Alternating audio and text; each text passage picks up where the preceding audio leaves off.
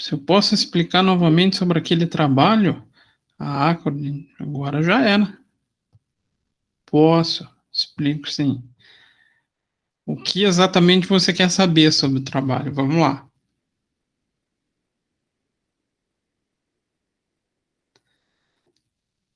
Como responder aqueles quesitos?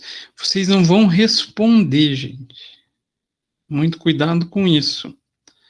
Ali vocês têm que pensar o que eu precisaria fazer para responder aqueles quesitos. Eu vou pegar documento. Eu vou fazer entrevista. Então, eu vou ter o tempo de leitura. Tudo isso para vocês fazerem o planejamento. Deixa eu abrir aqui a tabelinha do modelinho lá que eu vou abrir o do Excel que é mais fácil. Peraí.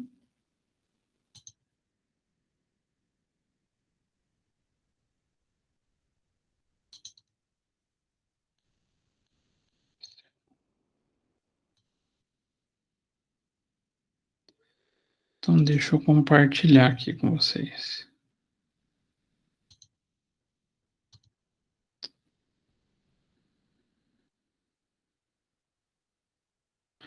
Vai ser estranho e difícil fazer? Vai. Porque é a primeira vez vocês estão se deparando com tentar mensurar o tempo de uma atividade que vocês não estão acostumados. Então, eu deixei essa tabelinha. Essa tabelinha, então, é a base que eu particularmente uso, que eu gosto de trabalhar, para o planejamento da perícia. Então, planejamento de suas fases. Então, com base naquele questionário, a ideia não é responder aquelas questões, mas sim levantar quanto tempo levaria de cada atividade. Vou fazer uma leitura de processo. Quanto tempo eu levaria, em média? Vocês não vão ter uma base precisa. Vocês não têm o processo em mãos. Da análise de documentos. Análise e busca de documentos. O que eu vou precisar buscar de documentos? O que eu vou precisar analisar? O que eu vou precisar planilhar? Que tipo de trabalho eu vou precisar fazer? Então, eu vou descrever tudo o que eu entendo de atividade necessária, separado principalmente nessas fases. Feito isso, então, eu estimo em horas, eu vou dizer quanto que vale a minha hora. Ou quanto que vale a minha hora, por exemplo, do estagiário que foi buscar o processo. Com base nessa hora e no valor da hora, vocês vão chegar em um valor de honorário. A soma do honorário de cada atividade vai ser o total que vocês vão colocar em petição.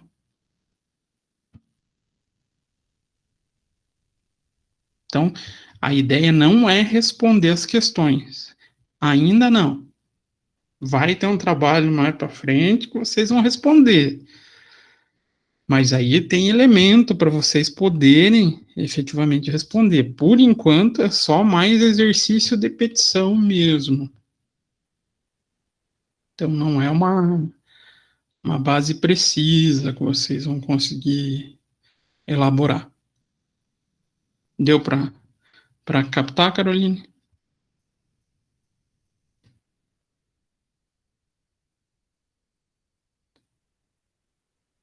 Por isso que na dúvida.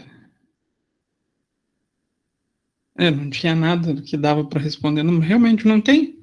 Vocês não têm documento nenhum, não tem base para conseguir chegar em uma resposta. Então, mas isso daí era questão só da preparação, né? Então, É bem a figura do planejamento da perícia. Por quê? E por que que isso é o processo mais difícil realmente dentro da perícia? Prazo. A gente vai ter que entregar todo esse detalhamento naquele longo prazo que o perito tem. Quem lembra quanto tempo tem o perito para aceitar ou não a perícia e, se aceitar, falar os seus honorários? Quem arrisca? Exatamente, Caroline. 5 dias. Longos 5 dias da vida de uma pessoa. Então, quando a gente acha que algumas áreas da contabilidade é apurado, perícia tem dias que consegue ganhar de todo mundo. Mas, claro, né? Igual o Luan estava falando, entrou uma aluna do segundo período no escritório para compor a equipe. Tudo isso é feito por equipe, né? Então, quem vai coordenar é o perito, mas ele não vai fazer propriamente todo o trabalho, né? Fica inviável. Não tem como. Mais alguma dúvida do trabalho, gente? Perguntas, questões?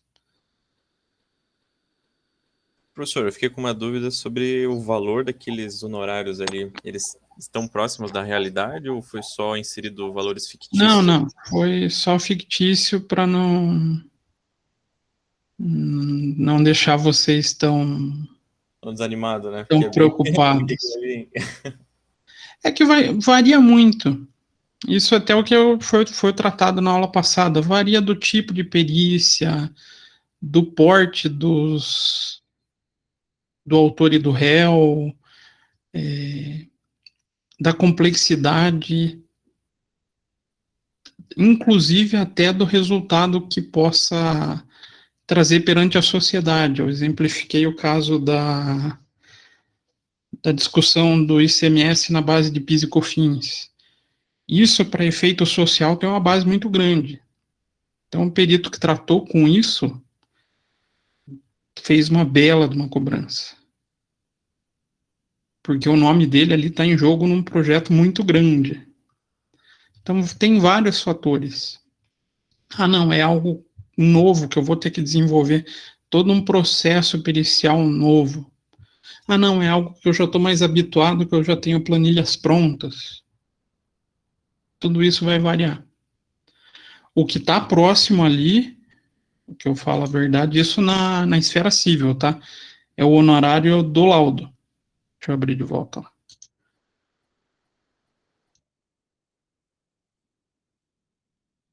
O do laudo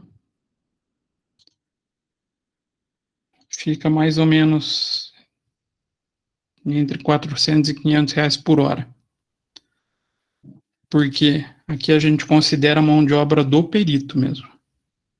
Mão de obra do perito é cara.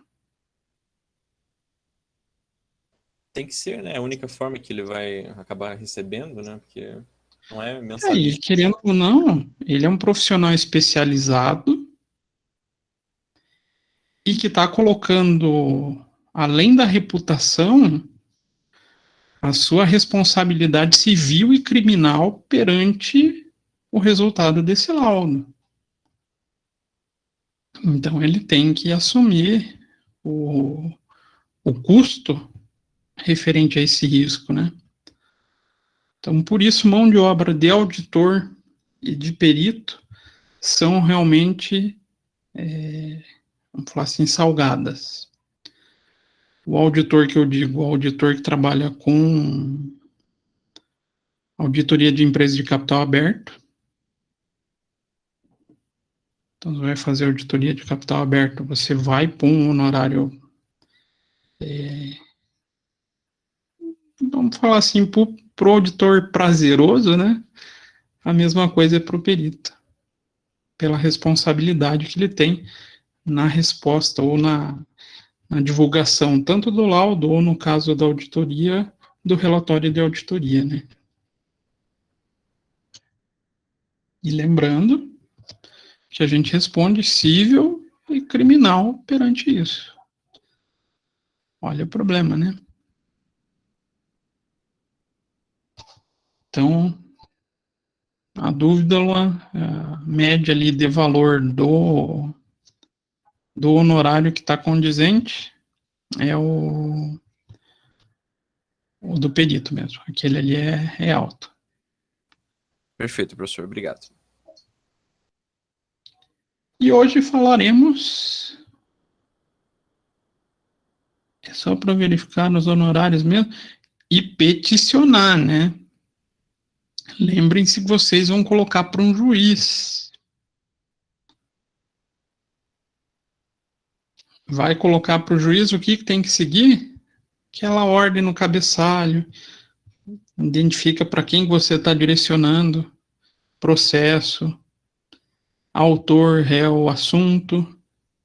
E daí vocês fazem aquele texto bonitinho indicando que vocês aceitam o encargo. Primeiro vocês se identificam, né?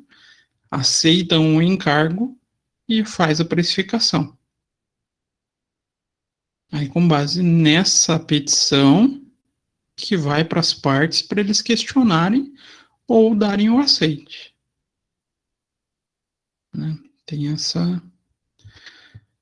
essa característica. A planilha ali é para formar o preço. Ah, eu posso colocar ela no corpo da petição? Pode. Posso colocar como anexo? Pode. Aí vem da característica de cada profissional. Como cada profissional gosta de trabalhar. Tem gente que gosta de deixar o texto mais limpo. Faz o texto, indica o valor e dá a base como anexo. Tem gente que prefere colocar no corpo do texto. Mais dúvidas sobre o trabalho?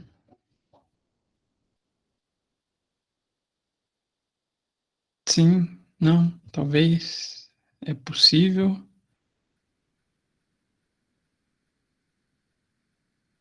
Dou-lhe uma, dou-lhe duas, dou-lhe três. Acho que não. Quando for fazer, vai surgir. Bom, vocês têm meu contato, né? Qualquer dúvida, podem me chamar, né? Pode ser no WhatsApp, pode ser no e-mail. Fiquem à vontade, tá? Vocês têm essa liberdade para conversar comigo fora de sala de aula. Todo mundo que me pergunta, eu não consigo ficar sem responder. Às vezes eu demoro um pouquinho, às vezes eu estou um pouquinho corrido e não consigo, mas uma hora eu respondo. Então, esperando as dúvidas surgirem quando vocês forem fazer o trabalho, a gente vai dar sequência. A gente vai falar dos outros profissionais que podem atuar em um processo. Aqueles que estarão do lado das partes. Então, a gente vai falar do assistente técnico. Qual a função e atribuição que eles têm durante um processo. Então, a atividade de assistente técnico também deve ser obrigatoriamente desempenhada pelo profissional com formação superior em ciências contábeis, né? Com registro de classe. Então, vai atuar no Paraná, tem que ter o CRC do Estado. Então, é a mesma formação do perito nomeado. E sua contratação é possível. Quem indica a possibilidade é lá o artigo 465 do Código do Processo Civil, que a gente viu lá atrás já, né? Esse artigo. Então, artigo 465, o juiz nomeará perito especializado no objeto da perícia e fixará de imediato o prazo para entrega do laudo.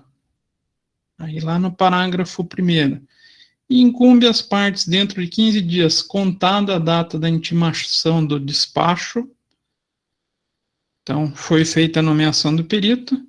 Então, eles podem arguir o impedimento ou suspeição do perito, se for o caso, né?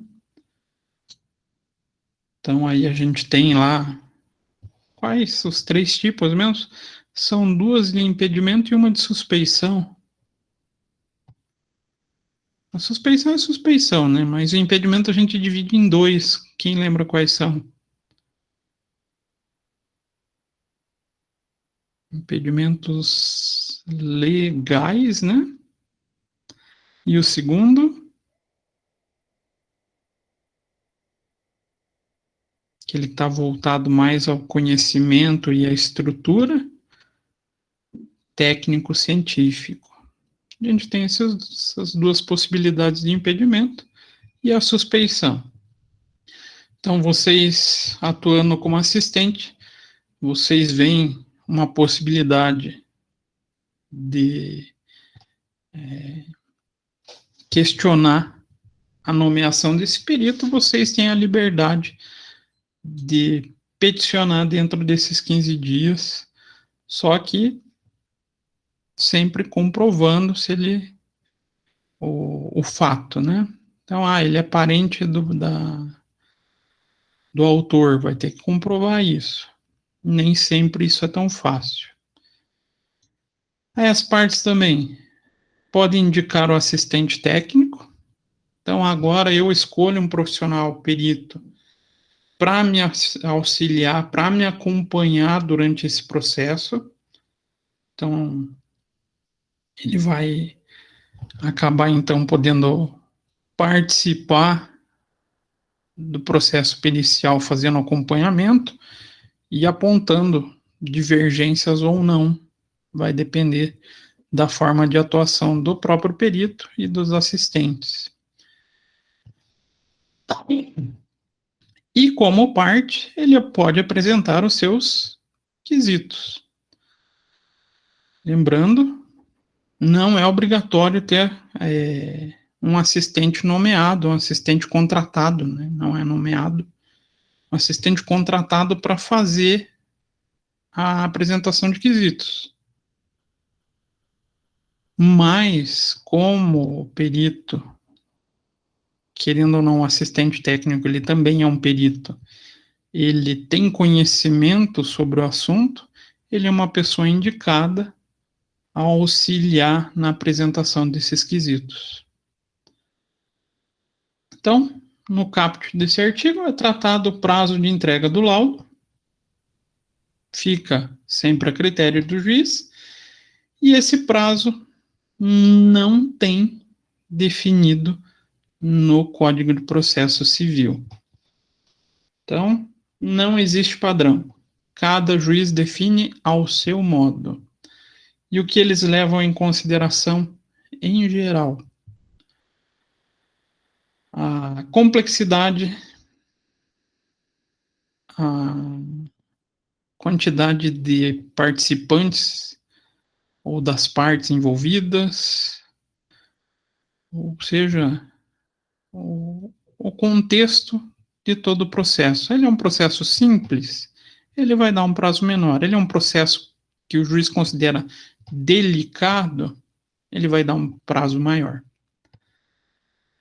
Então, o juiz vai determinar esse tempo necessário para a entrega do laudo, de acordo com o seu entendimento e sua sensibilidade sobre a dificuldade do processo que o perito vai acabar se deparando. Será que eles acertam sempre? Será que eles dão um prazo que, em geral, dá para entregar?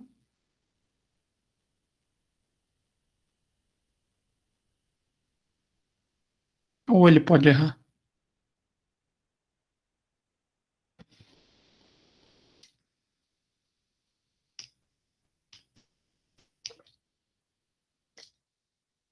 Ele pode errar, né? Muitas vezes ele pode ser novo em uma determinada vara, Ou pode ser até um juiz novo e ele erra. O perito pode fazer alguma coisa? Pode pedir a prorrogação de prazo. Lembrando, pode pedir até correção de honorário, mas a correção de honorário tem um prazo determinado para fazer isso, né? Então, já no parágrafo 1º, trata da opção das partes, então, de contratar o assistente técnico. Então, essa indicação é opcional. Ninguém é obrigado à contratação de um assistente técnico. Então, alguns processos, quem vai fazer o acompanhamento pode ser o próprio advogado. O perito ele sempre vai ser acompanhado pelas partes. O ideal seria que quem representasse a parte seja o assistente técnico. Não existindo, pode ser o advogado. A chance do acompanhamento não ser tão bem feito é maior. Então, o advogado vai poder apresentar os quesitos deles e a chance desses quesitos serem deferidos acaba aumentando, né? Mas também a apresentação do quesito totalmente opcional. Ninguém é obrigado a apresentar o quesito. E qual a função do assistente técnico dentro desse processo de auxiliar a parte? Então, primeira função que a gente pode falar é defender a parte que contratou por meio da elaboração dos quesitos.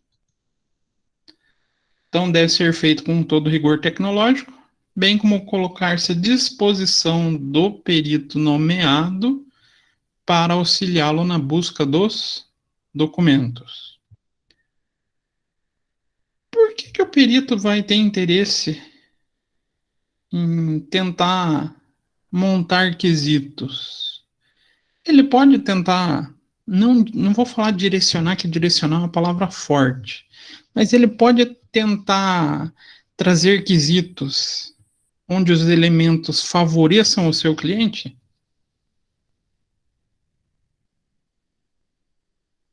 Vocês acham que sim? Acham que não?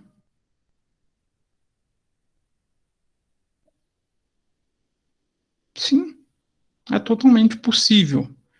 A única coisa que tem que tomar cuidado é a forma com que esse quesito é montado para não ser indeferido.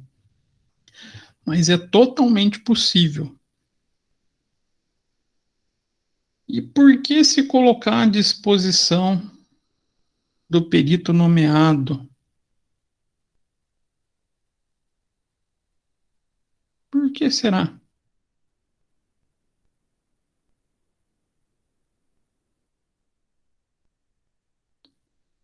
Qual será a vantagem do assistente técnico em se colocar à disposição para auxiliar na busca de documento?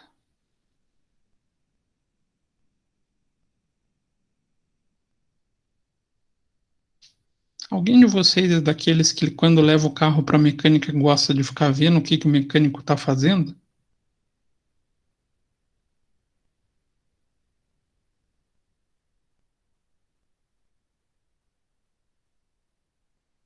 Não? Ninguém? Não acredito nisso. Eu não tenho carro. É, aí já complica. Então, já sugiro para você, Wagner, quando tiver um carro, for levar no mecânico, tenta ficar meio de olho. Por quê? Para você ter certeza de tudo que está sendo feito no trabalho.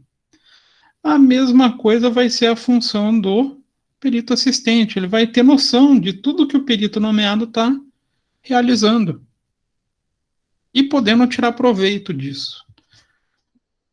Podendo, então, se utilizar das mesmas informações.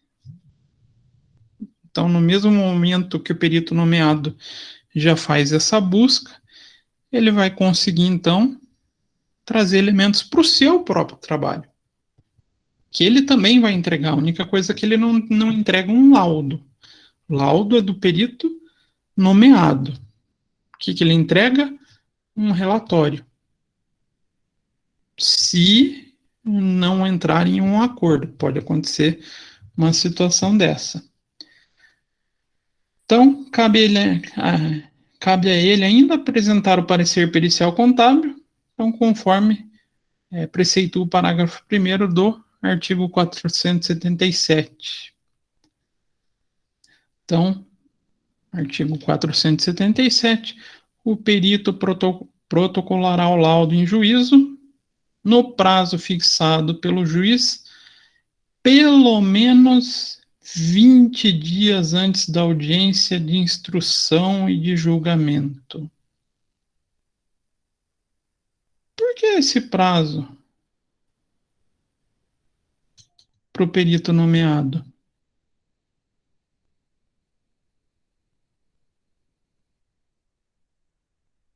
Por que eu tenho que entregar 20 dias antes, no mínimo?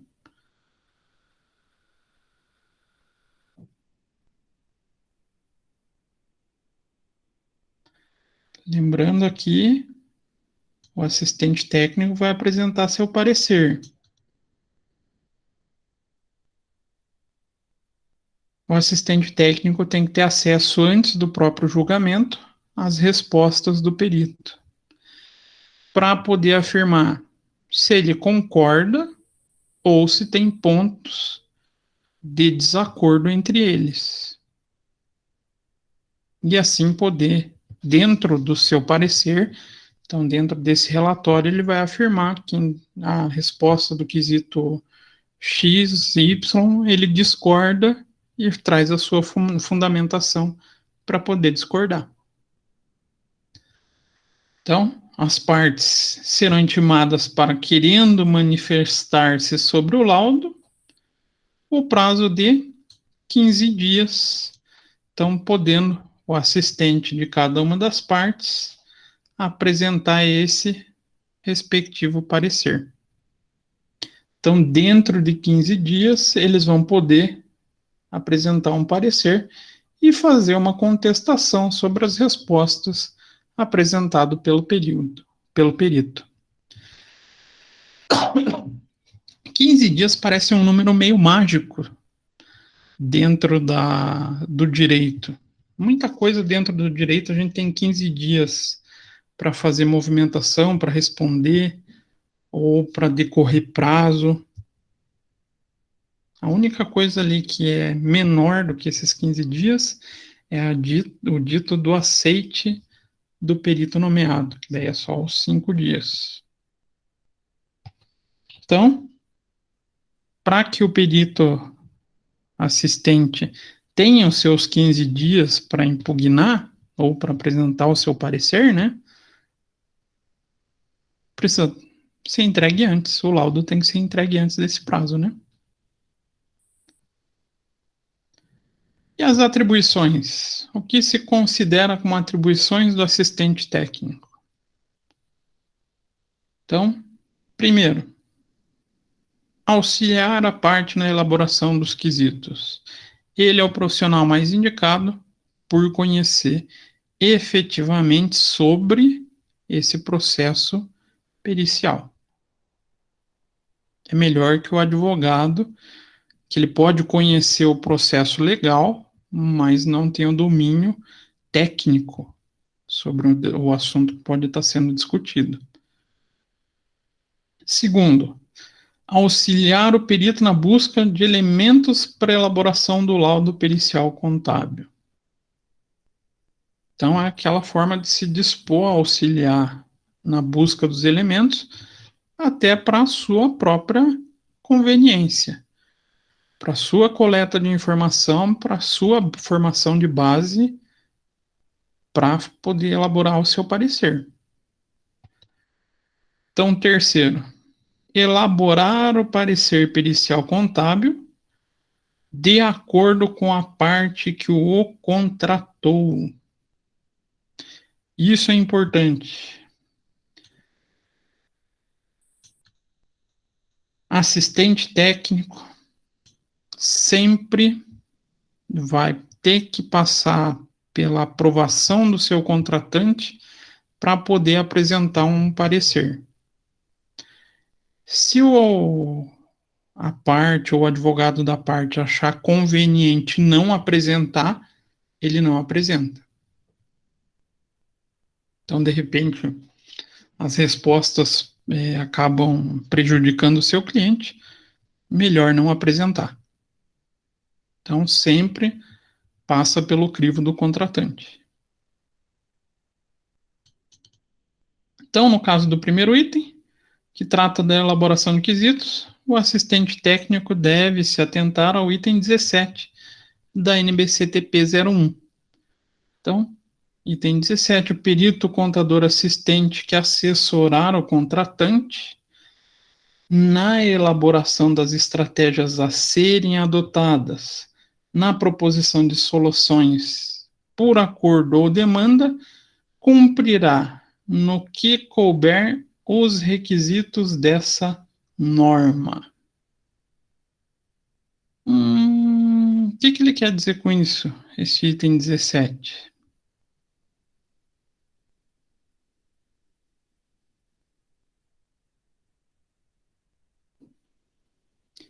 Indiferente de seu assistente ou de seu nomeado, as normas de técnica de perícia são aplicáveis a ambos, em todos os casos. Ah, não, então meu cliente quer que eu faça uma determinada ação ou uma atitude que vá ferir a norma. Eu posso fazer? Eu faço? Não posso. Não faço. Aí por uma questão ética, né? E cai também daí nas infrações do Código de Ética, que podem prejudicar ele, né? Se bem que o prejuízo no Código de Ética do contador podia ser um pouquinho mais rígido. Hoje eu acho ele ainda muito maleável.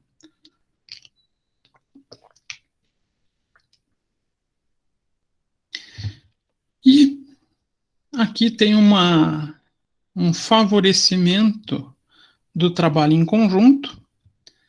Então, o assistente técnico tem a opção de comum acordo com a parte que o contratou, assinar o laudo pericial contábil em conjunto com o perito. Então, nesse caso, ele vai obedecer os itens 30 e 81 da NBC TP 01. Nossa, então eles vão assinar juntos o mesmo relatório, o mesmo documento a ser entregue para o juiz? Sim, existe essa possibilidade. Se a parte estiver de acordo, então, os peritos trabalharam em sintonia, conseguiram fazer um bom trabalho. E as partes concordaram, ou uma das partes concordou, perito e o assistente podem assinar a mesma peça. Então, é uma forma que a NBC-TP traz de tentar favorecer o trabalho colegiado. Seria tão bom se os contadores conseguissem trabalhar de maneira harmônica, né, sem muita briga, mas nossa classe, infelizmente, ainda tem uma certa, vamos falar assim, dificuldade no trabalho em equipe. Principalmente os empresários contábeis, né? Tem uma certa dificuldade em saber que pode perder receita ou que pode perder cliente. Existe muito atrito ainda entre a classe, né? Mas o que fala esses dois itens? Então, item 30. O perito contador assistente ao apor assinatura em conjunto com o perito contador em laudo pericial contábil, não pode emitir parecer pericial contábil contrário ao laudo. Faria sentido ele fazer isso? O que vocês acham? Já pensou, vocês estão participando da perícia, concordam com o perito e assinam junto com ele. 15 dias depois, vocês apresentam um parecer discordando. Está sendo uma atitude coerente?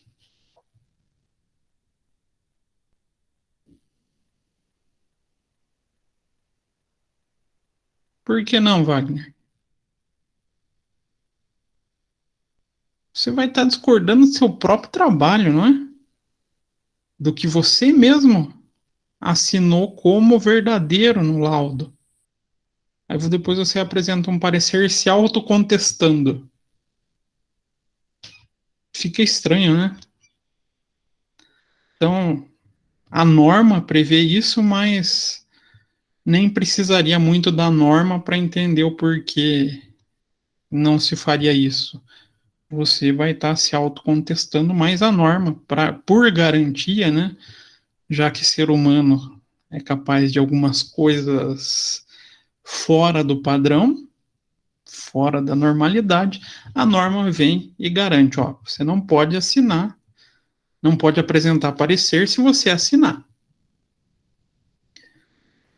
Então, o 81. Quando se tratar de laudo pericial contábil assinado em conjunto pelo perito contador e pelo perito contador assistente, a responsabilidade sobre esse documento é solidária.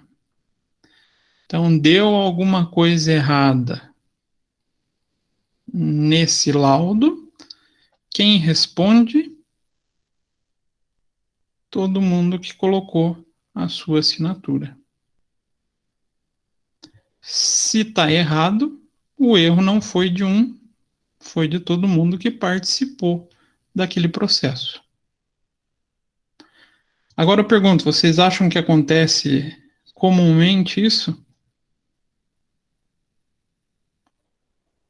Os peritos trabalharem de maneira tão harmônica a ponto de assinarem todos o mesmo laudo?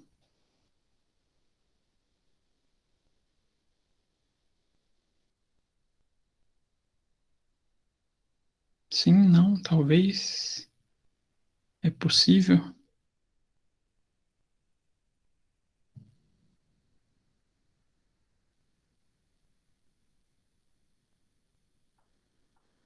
Talvez não. Na grande maioria dos casos, isso não acontece realmente, Franciele. Porque, lembrando que os assistentes tendem a, vamos falar assim, puxar a sardinha para o seu cliente. Vão tentar encontrar pontos que favoreçam o seu cliente. Então, o trabalho geralmente sai separado.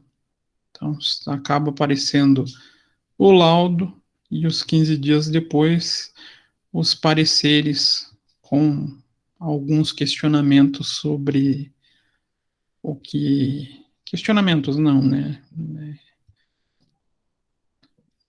Discordâncias do que o perito nomeado fez. Então, aqui ainda não é uma realidade tão presente na nossa classe.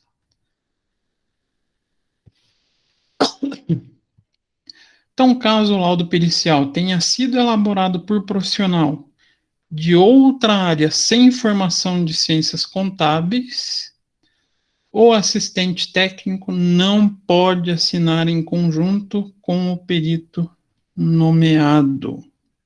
Haja vista preceito do item 29. Por quê? Tem chance de laudo pericial contábil ter participação de outro profissional que não seja de ciências contábeis? A gente viu alguma coisa disso nas nossas aulas? Não lembro.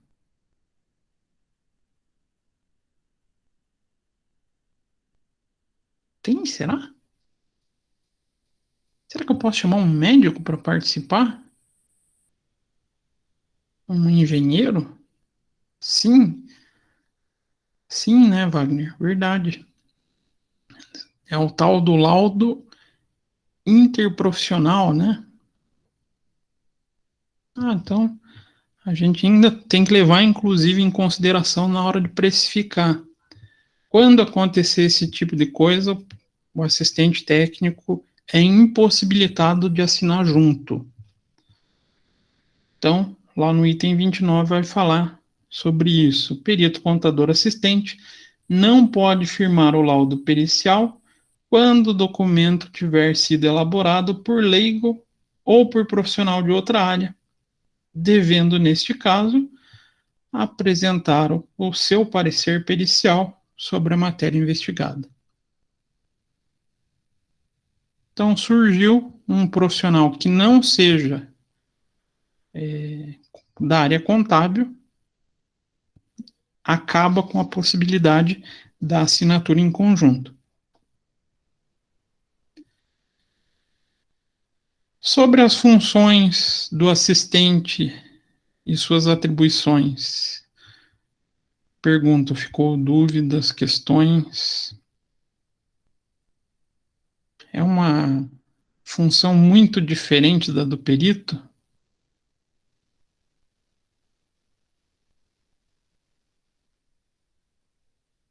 O que vocês me dizem? É muito diferente? Ou a diferença basicamente está em auxiliar a parte, mas com a busca também da resolução dos quesitos e também de apresentar quesitos novos? O trabalho do assistente é muito parecido com o do perito, só surgindo essas duas grandes diferenças, né? Ele vai tentar sempre favorecer o seu contratante e vai trabalhar a possibilidade de elaborar quesitos, coisa que o perito nomeado não faz. O perito nomeado só responde quesito. O assistente surge essa possibilidade que é da elaboração dos seus próprios quesitos. Fora isso, todo o processo é praticamente idêntico. A forma de execução, a forma de apresentar a estrutura do parecer e do laudo são muito parecidos. Então, fora essas duas prerrogativas que eu falei, o perito nomeado e o assistente, eles têm funções muito semelhantes. Funções não, atividades muito semelhantes. As funções são distintas, né? Então, a gente passou pela figura do planejamento, né? Falou um pouquinho sobre os assistentes, mas vai chegar o dito momento onde a gente vai fazer a execução da perícia contábil. E agora a gente vai entrar nessa parte. A gente não vai aprender necessariamente a executar uma perícia. É estranho, né? Mas como assim, professor? A gente vai falar de execução, mas não vai aprender a executar. Por quê? Para a gente ser perito, a gente depende de outras áreas do nosso curso que não seja só da perícia. Aqui a gente vai aprender o regramento de como a gente tem que apresentar o material elaborado com os conhecimentos de outras disciplinas. Então, vou fazer uma perícia trabalhista. A gente não vai aqui apresentar para vocês como se faz a perícia trabalhista, mas como se apresenta, como se documenta. A gente vai fazer uma perícia de fusão, cisão e incorporação, combinação de negócios. Tem a disciplina específica ou a área específica de conhecimento que vocês... não sei se vocês já tiveram ou ainda vão ter. Já viram fusão, cisão e incorporação? Sim, não, talvez. Combinação de negócios.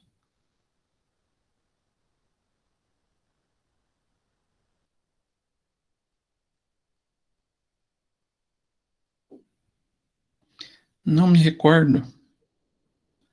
Pode ser que vocês não tenham visto mesmo ainda. Pode ser que vocês vejam nesses últimos 2 semestres.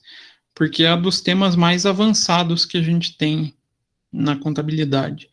O que é o jogo mais difícil dentro da contabilidade financeira? São 3 temas.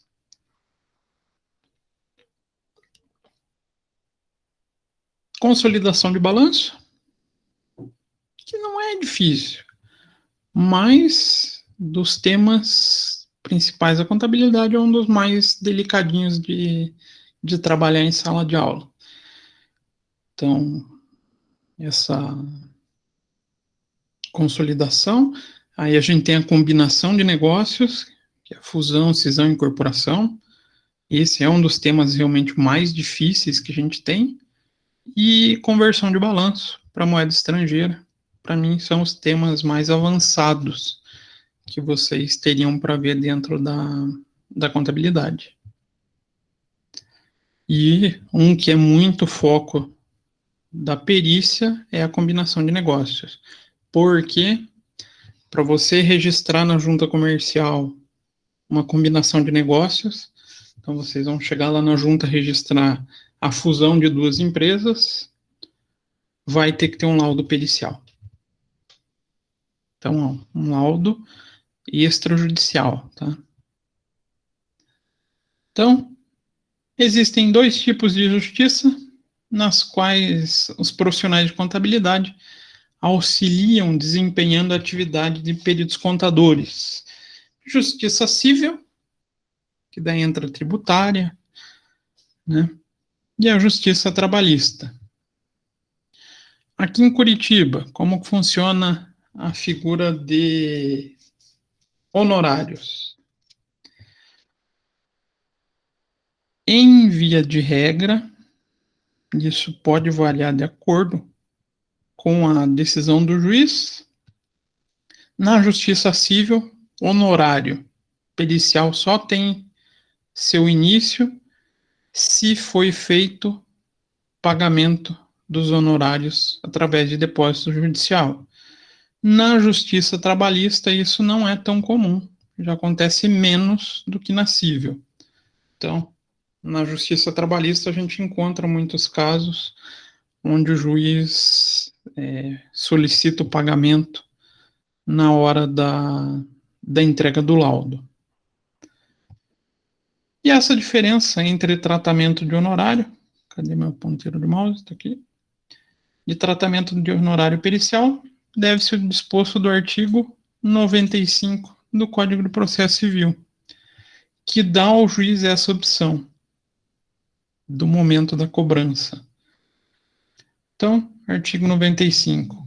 Cada parte adiantará a remuneração do assistente técnico que houver indicado, sendo a do perito adiantada pela parte que houver requerido a perícia, ou rateada quando a perícia for determinada de ofício ou solicitada por ambas as partes. Então, o Código Civil cobra já de início, coisa que não tem na Justiça Trabalhista, não tem uma obrigatoriedade. Fica daí a cargo da escolha do juiz.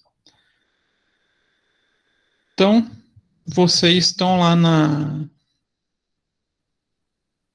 no processo e resolvem solicitar para o juiz uma perícia. Então, fechando a empresa, fazendo a dissolução dos haveres. Acham que não está certo, não estão concordando. Vocês solicitam.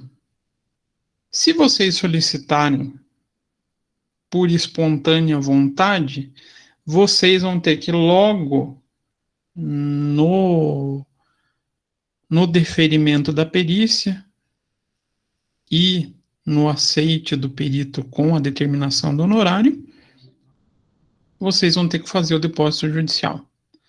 Ah, não, foi de ambas as partes a necessidade. Faz o rateio. Ah, não, foi do juiz. É rateado. Mas sempre vai acontecer o pagamento no início do processo pericial. Pagamento para a justiça, tá? Não para o perito. Então, lá no parágrafo 1º, o juiz poderá determinar a parte responsável pelo pagamento dos honorários que deposite em juízo o valor que é correspondente da perícia, né? A quantia recolhida em depósito bancário, a ordem do juízo, será corrigida monetariamente e paga de acordo com o artigo 465, parágrafo 4º. Então, na Justiça Civil, após ocorrer o depósito dos honorários em conta judicial, depósito judicial, é que é uma entidade de direito público, novamente o perito será chamado, então, para dar início do trabalho. Ah, ele aceitou, ele já sai fazendo a perícia? Não.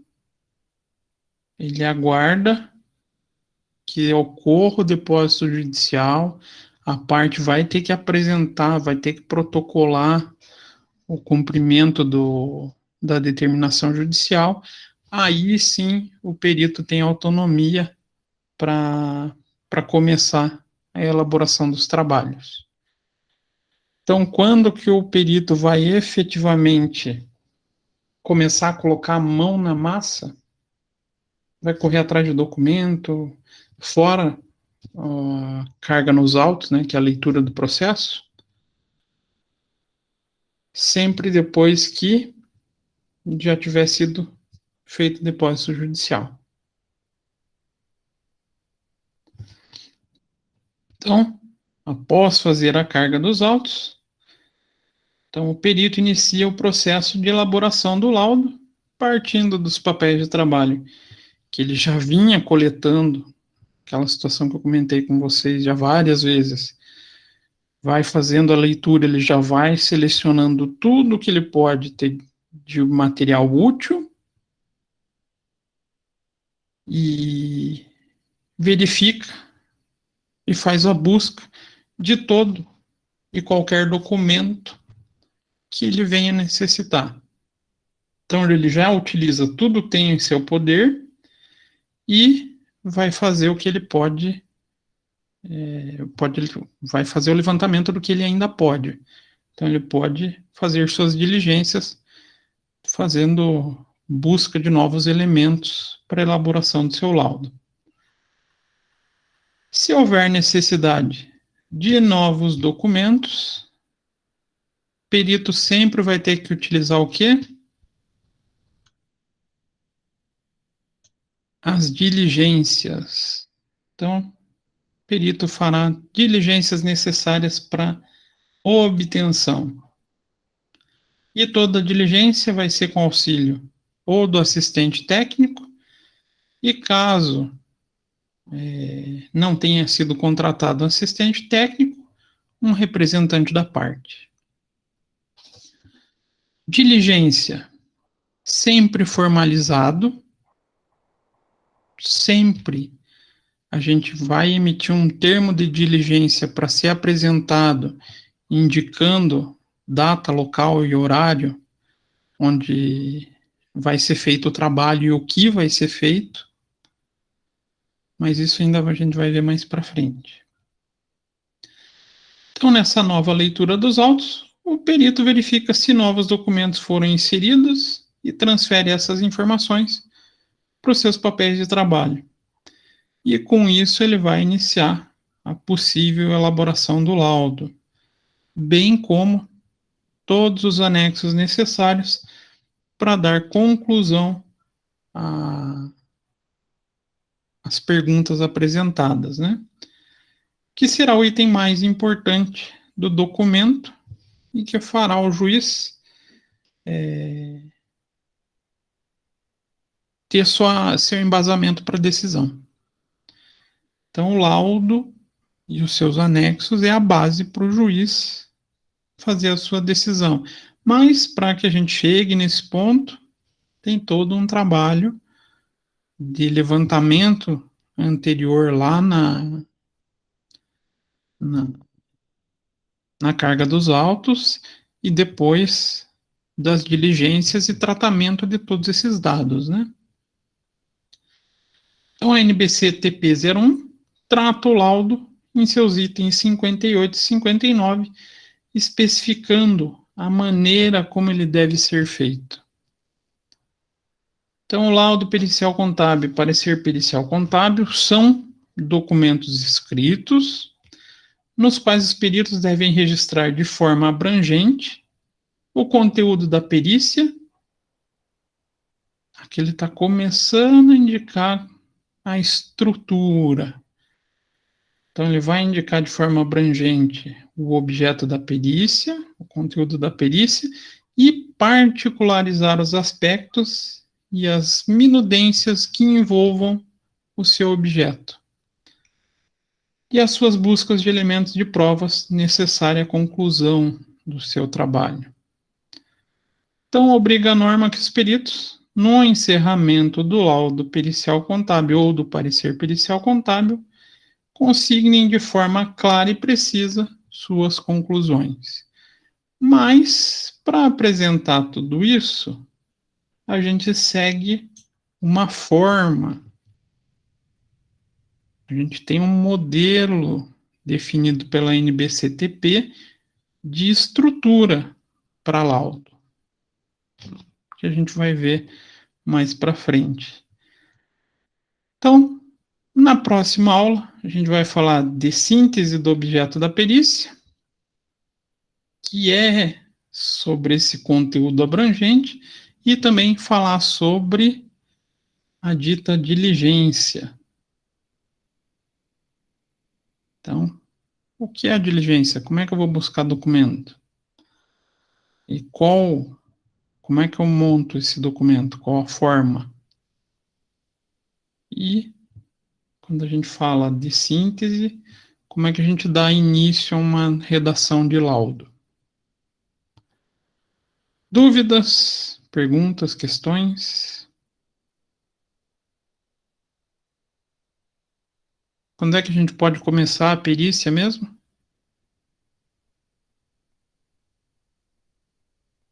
De maneira efetiva. Assim que o juiz nomeou, eu aceitei, eu já posso sair fazendo a perícia?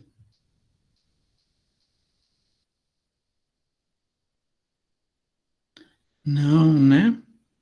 Sempre aguardo depósito judicial. Isso se eu estiver trabalhando na área civil. Na trabalhista não existe uma regra formalizada. Pode variar. Pode ser que o juiz determine no final. Então varia muito daí na área para saber se você vai começar ou não. Falou em civil, só coloco a mão na massa depois do depósito. Quem que paga o depósito judicial mesmo? Temos 3 hipóteses. As partes ou a União? Se uma parte solicitar, foi só uma, só ela vai pagar. Se foi as duas partes, ou mais partes, vai ser rateado. E se for o ofício, for o juiz que deferir, vai ser rateado. Aí você falou uma coisa interessante, Luan. a União. Quem que paga? Quando que a União paga a perícia? Ou quando o tribunal paga a perícia, porque nem sempre é a União, depende da esfera. Quando o Quando autor, tem... por exemplo, for beneficiário de justiça gratuita? Exatamente. Quando tiver justiça gratuita e o responsável pelo pagamento do honorário é vamos falar assim, o tribunal, né? Pode ser a União, pode ser o Estado, depende de qual tribunal a gente vai estar falando daí. Mas, possível, a gente espera esse depósito. Tranquilo, gente? Hoje era uma aula mais curtinha, para vocês terem tempo para pensarem naqueles quesitos que eu já imaginei que ia dar um embaraço na cabeça de vocês, que é realmente colocar tempo em atividades que a gente não é acostumado é difícil, não é? O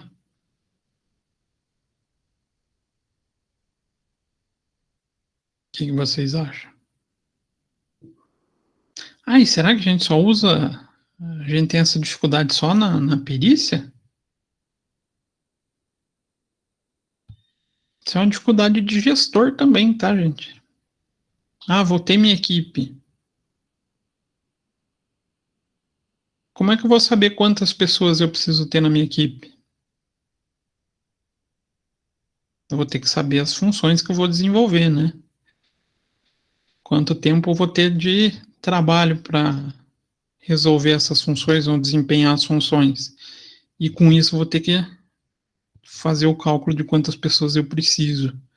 Então, quando vocês forem gestores, vocês também vão se deparar com essa dificuldade. E aí é um pouquinho pior até. Porque as empresas, quando vocês estão gerenciando, chegarem para o diretor e falar: eu preciso de X pessoas e vai me gastar tantos R$ 1.000. Será que vai ser sempre aceito assim, fácil? Pensando dentro da empresa. Será que o diretor aceita ou ele sempre vai tentar fazer você gastar menos? Se coloquem na posição do diretor. Eu vou precisar, chego para vocês, ó, eu vou precisar de 5 funcionários, vai me custar R$ 20.000. Vocês vão aceitar de bate-pronto? Ou vocês vão tentar me espremer para fazer com um pouco menos?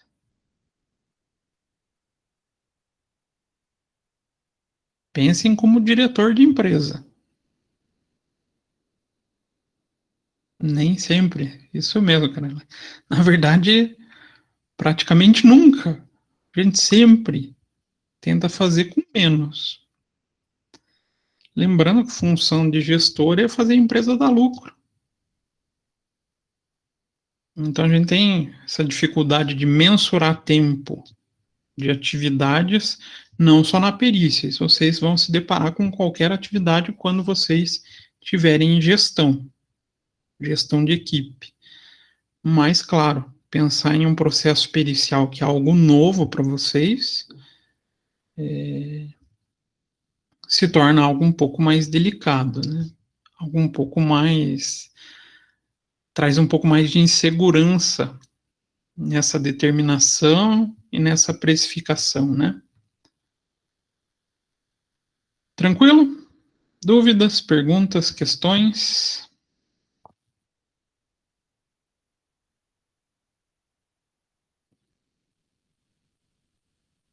Nada? Tudo? Aí hoje, como o Luan veio para a aula, a gente não tem Kahoot, tá?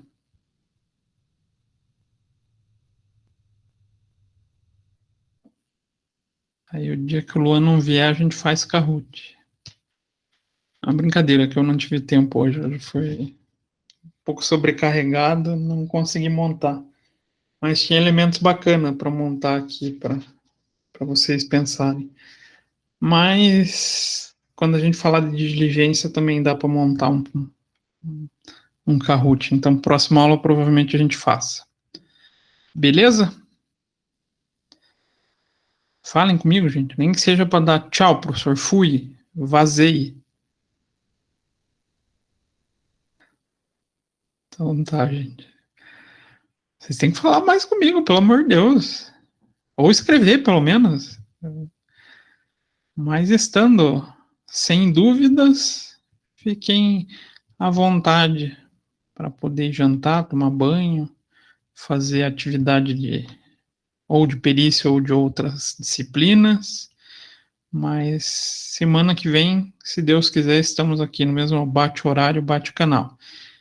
E lembrando, quem tiver dúvida sobre o trabalho, vocês têm total liberdade para entrar em contato comigo, tá? Não hesitem. Podem perguntar que não tem problema nenhum. Beleza? Então nos vemos semana que vem. Boa noite, Jéssica. Boa noite, Rafael, Wagner, Luana, Amabile. Agora só começou a correr uma lista aqui. Caroline, Luan, Felipe.